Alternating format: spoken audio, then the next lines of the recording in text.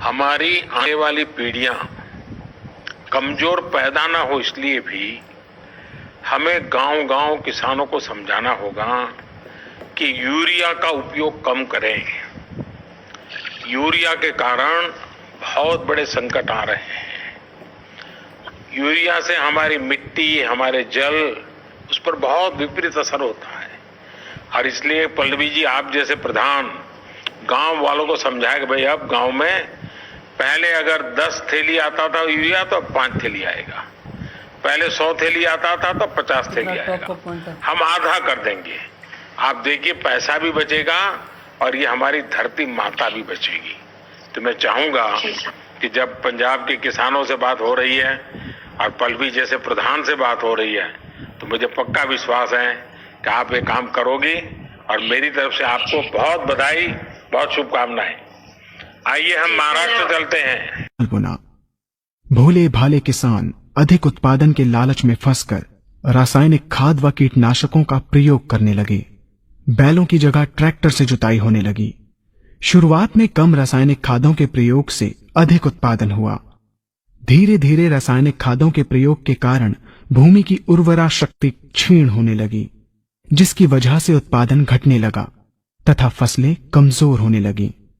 फसलों के कमजोर होने के कारण उनमें रोग व कीट लगने लगे।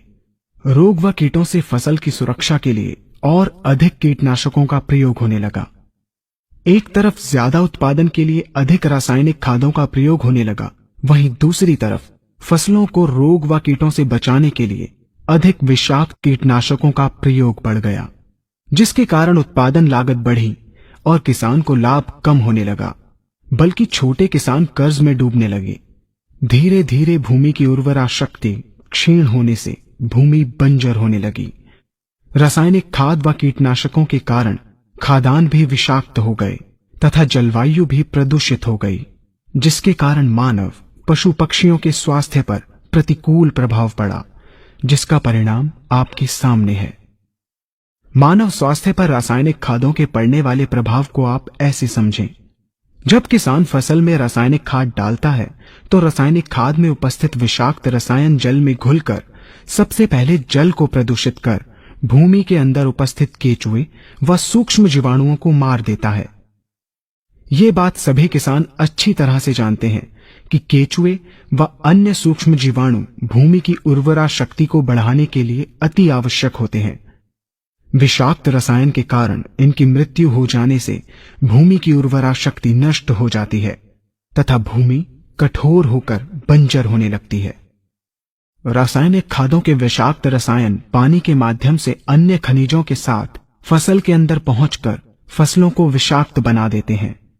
बाद में जब खाद्यान्न के रूप में मनुष्य या अन्य पशु इन्हें खाते हैं तो ये विषाक्त रसायन मानव स्वास्थ्य पर बहुत ही बुरा प्रभाव डालते हैं तथा मनुष्य के अंदर तरह तरह के रोग उत्पन्न करते हैं। जब हम जैविक खाद का प्रयोग भूमि पर करते हैं तो जैविक खाद पानी में मिलकर पानी को प्रदूषित नहीं करती।